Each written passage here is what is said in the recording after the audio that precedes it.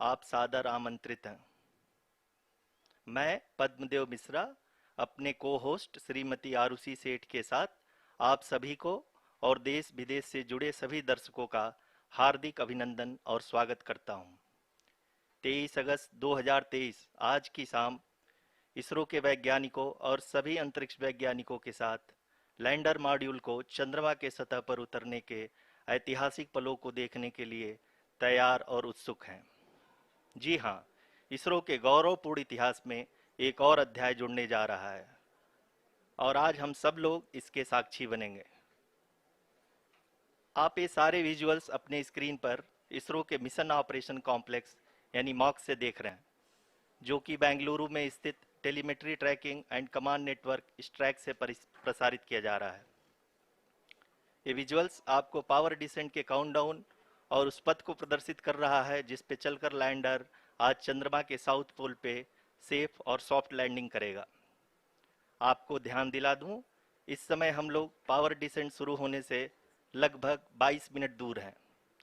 जो दर्शक थोड़ी देर से जुड़े हैं उनकी जानकारी के लिए बता दें, आप लोग इस ऐतिहासिक पल को इसरो के ऑफिशियल वेबसाइट, फेसबुक, ट्विटर और यूट्यूब पे भी देख सकते हैं। Honorable dignitaries, delegates, scientists, media personnel, and dear viewers, a very good evening to all of you. We at ISRO welcome you to the live coverage of India's prestigious Chandrayaan-3 mission's landing event on the lunar surface. These are the visuals from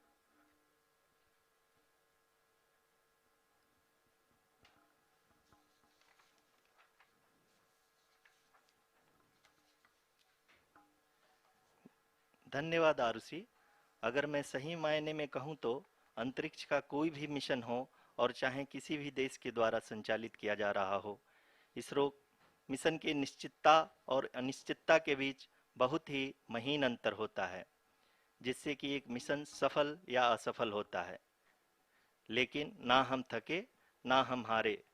हमने पिछली कमियों को सुधारते हुए आज पूरी तरह से आश्वस्त किया है कि लैंडर मॉड्यूल निश्चित तौर पे चंद्रमा के सतह पर सेफ और सॉफ्ट लैंडिंग करेगा। सभी दर्शकों के जानकारी के लिए अब हम इसरो के अब तक के सभी लूनर मिशंस को संक्षिप्त विवरण प्रस्तुत करेंगे। जी हाँ, इसरो का पहला मून मिशन चंद्रयान-1 अक्टूबर 2008 में पीएसएलवी रॉकेट के द्वारा सफलतापूर्वक प्रक्षेपित किया गया था। चंद्रयान-1 ने चंद्रमा के सतह पर पानी की खोज करके पहले ही इतिहास रच चुका है। यही कारण है कि आजकल विश्व के तमाम अंतरिक्ष वैज्ञानिक और स्पेस एजेंसियां चंद्रमा को और करीब से जानने के लिए उत्सुक दिख रही हैं। अगर हम बात करें चंद्रयान-2 की, जो इसरो का दूसरा मिशन है, जुलाई 2019 में इसरो के सबसे ताकतवर रॉकेट LVM-3 द्वारा सफलतापूर्वक प्रक्षेपित किया गया था और आज भी लगभग 4 साल बाद यह चंद्रमा के 100 किलोमीटर के सर्कुलर ऑर्बिट में घूमते हुए बहुत ही उत्तम क्वालिटी का डेटा प्रदान कर रहा है। मिशन के प्रारंभ में इसकी आयु 1 साल निर्धारित की गई थी, परंतु LVM-3 द्वारा बहुत ही सटीक इंजेक्शन और मिशन मैनेजमेंट की वजह से चंद्रयान-2 काफ़ी लंबे समय तक कार्यरत रहेगा। अब तक चंद्रयान-2 चंद्रमा के लगभग सभी भागों का चित्र ले चुका है।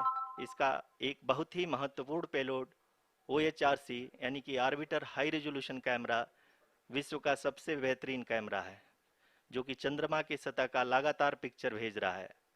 अब मैं आरुषि जी से निवेदन करूंगा कि वो आप लोगों को इसरो के वर्तमान मिशन चंद्रयान-3 के बारे में बताएं। अभी आपने मिश्रा जी के द्वारा सुना इसरो के अब तक के लूनार मिशंस का विवरण। अब चलते हैं towards Chandrayaan-3, the follow-up mission of Chandrayaan-2, which has been designed to accomplish our mission goals. The primary objective of Chandrayaan-3 mission is the demonstration of safe and soft landing on the lunar surface. This demonstration is a critical aspect for ISRO's future interplanetary missions. In addition to this, the mission objectives also include demonstration of roving capability and conduction of in situ scientific experiments on Moon's surface. Carried on the shoulders of India's heaviest rocket LVM-3 on the 14th of July, Chandrayaan-3 was placed in the precise elliptic parking orbit of size 170 by 36,500 kilometers. ISRO, in its mission plan of following the incremental trajectory approach, carried a total of 5 earthbound maneuvers. The fifth apogee raising maneuver, which took place on the 25th of July, placed the spacecraft in an orbit of 250 by 1,27,000 kilometers. At the early hours of 1st August, the translunar injection was carried out, after which the composite module began the final leg of its long journey of nearly 3,84,000 kilometers for its rendezvous with the Moon. The TLI was a key step in the mission, enabling the spacecraft to escape Earth's gravitational pull and travel to the Moon. An orbit of 288 by 3,69,328 kilometers was achieved at the end of the translunar injection. जी हाँ, translunar injection किसी भी interplanetary mission के लिए बहुत ही आवश्यक परंतु कठिन operation होता है। इस सफल मैन्यूवर के बाद चंद्रयान-3 पृथ्वी से दूर निकलकर चंद्रमा के प्रभाव क्षेत्र में एक हाइपरबोलिक ट्रेजेक्टरी के द्वारा पहुंचाया गया। पुनः 5 अगस्त 2023 को लूनर ऑर्बिट इंसर्शन के द्वारा चंद्रयान-3 को 160 किलोमीटर के पेरिलून और 18,000 किलोमीटर के अपोलून के साथ चंद्रमा के इलिप्टिकल ऑर्बिट में स्थापित कर दिया गया। टीएलआई के तरह एलओआई भी एक बहुत जटिल ऑपरेशन होता है। इसमें हमें यह ध्यान देना आवश्यक होता है कि उपग्रह के वेगमान को एक निश्चित बिंदु से घटाया जा सके, अन्यथा उपग्रह चंद्रमा के प्रभाव क्षेत्र से बाहर निकल जाएगा।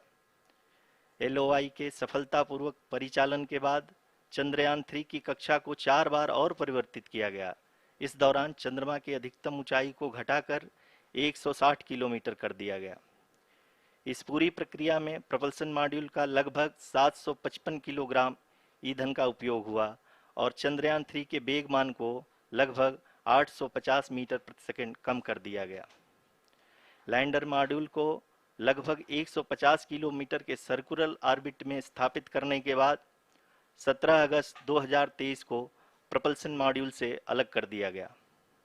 पुनः लैंडर मॉडल के ऑर्बिट को 2 डीबूस्ट मैन्यूवर्स के द्वारा 150 किलोमीटर के सर्कुलर ऑर्बिट से घटाकर 25 गुणे 130 किलोमीटर के एलिप्टिकल ऑर्बिट में स्थापित कर दिया गया। इस दौरान यह भी सुनिश्चित कर दिया गया कि 800 न्यूटन के चारों थ्रोटेबल थ्रस्टर्स पावर डिसेंट के समय किसी भी चुनौती का सामना कर सकें। लैंडर मॉड्यूल इस ऑर्बिट में 4 दिन तक चंद्रमा की परिक्रमा करता रहा ताकि इसके सभी सब सिस्टम को पावर डिसेंट से पहले कार्यात्मक रूप से वेरीफाई और वैलिडेट किया जा सके। इस दौरान चंद्रयान-2 और लैंडर मॉड्यूल की आपस में बातचीत भी हो चुकी है। और संक्षेप में अब तक की यात्रा की बात करें तो लैंडर मॉड्यूल अब तक 21 बार पृथ्वी के और लगभग 120 बार चंद्रमा का चक्कर लगा चुका है और इस पूरी यात्रा में लगभग 55 लाख किलोमीटर की यात्रा भी पूरी कर चुका है। अब तक के इस पूरे अभियान में यह भी सुनिश्चित किया गया कि सारे ऑर्बिट मैन्यूवर्स इस प्रकार किए जाएं कि लैंडिंग साइट पावर डिसेंट की शुरुआत से ही लैंडर के ऑर्बिटल प्लेन में बना रहे।